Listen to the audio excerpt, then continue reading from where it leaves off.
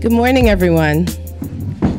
I love this fantastic crowd that we have at 8:30 in the morning, rise and shine. But this is all to discuss and to dialogue about a very important issue of today. In America, we have a black president, who I've had the honor of serving as a presidential appointee, and a black attorney general, leading this administration for the past 6 years. But this administration is still sending weapons to suburbs to fuel the new Jim Crow. What does it mean in America when we have an attorney general in this country that cannot fight and eradicate racism? This may or may not be cases of racist cops, but we do know that these two tragic deaths of Eric Garner and Michael Brown are the result of a system that has gone terribly wrong. How do we tear this system down?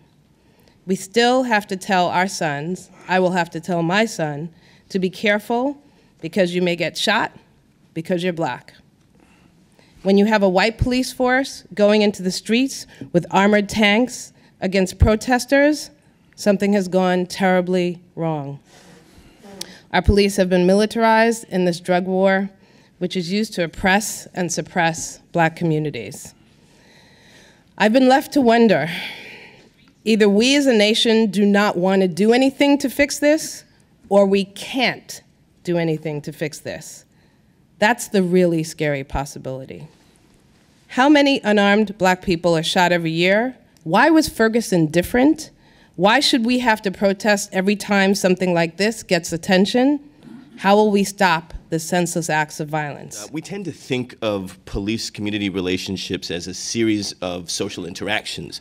Guy does this, cop does that, the community response is this, the arrest happens. But I want us to maybe think about it differently. Let's think about some of the things that we know are similar in Staten Island and Ferguson. One is in the Ferguson, it's the traffic court scenario where, as we've talked, it's essentially a black tax. When most of the people that come through or that are being stopped are black, they're paying an additional tax for these stupid traffic violations. And there's a connection between that and the stop and frisk policies in New York City that we're challenging, and even the broken windows, loose cigarettes policies that we were talking about in Staten Island. And I think if we think about this as a structure, as a system, a brutal system, part of a brutal system, rather than social interactions, we might get to a different place. So it's less about what Eric Garner did and didn't do, and it's less about what Michael Brown did or didn't do, and it's almost less about whether the cops were right to stop and to check people to begin with, but it actually turns into what does the structure mean when police officers overreact, when citizens react angrily? Is there an opportunity for us to actually create a space for de-escalation, or does it always have to escalate? In my view, is that from what I've seen, it almost always escalates.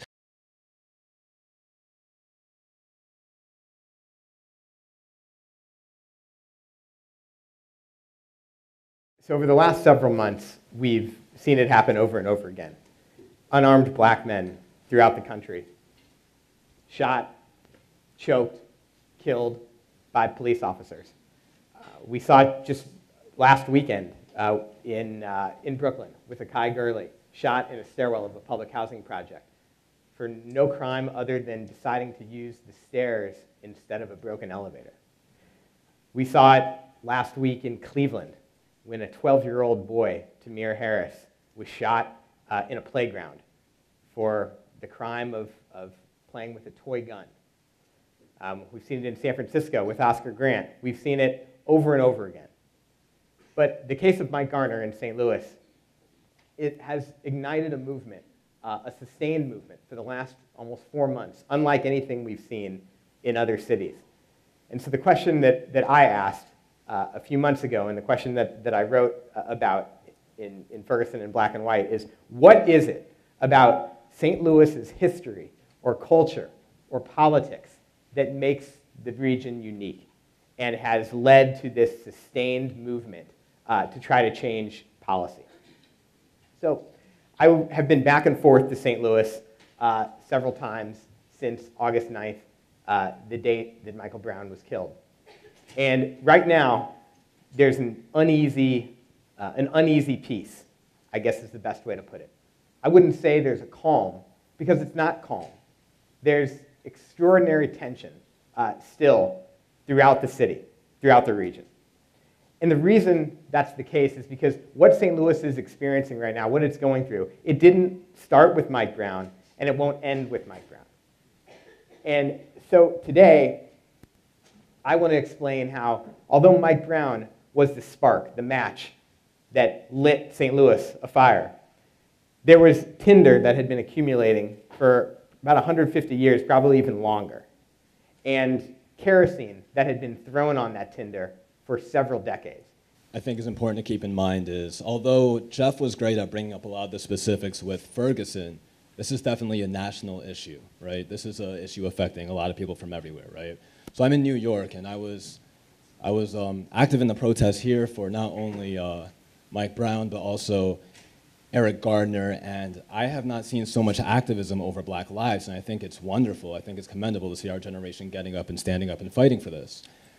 And you know, if you look at the data, you look at federal data and analyze it, a black person, a black man between 15 and 19 who's confronted by the police is 21 times more likely to be killed, right? And this isn't long ago, this is only within the last few years. You take the data of the last few years and that's what we get. So while I commend the people in Ferguson, the people around fighting for Mike Brown, how do we get people to realize that this is systematic? And while many of us may know this in the room, how do we get people to focus the narrative, not just on Mike Brown, not just on Eric Gardner, but on the people who die every 28 hours, according to the Michael X grassroots movement, every 28 hours, right? So how do we get people to see the big picture and not just look at all these small pictures? But I just want to say first, organizing works, and that's a hashtag we have at Progressive Pupil, which is based here at the new school, at P-Pupil, organizing works. And I started that because so many people in my classes, in dinner conversations, ask me, is change really possible? Can we really make anything different? And I think what we're seeing right now, I mean, how many people besides Jeff knew about Missouri? Let's tell the truth, right? We're thinking about Missouri in July, right? We're even thinking, many of us maybe were thinking about police brutality, but we're thinking that somebody who was challenging police brutality could be meeting with the president and the vice president, right? This is a dramatic turnaround in a short period of time because of sustained direct action, right? So this is right now an excellent example of organizing work. So I respectfully don't share your pessimism, but I understand where it comes from.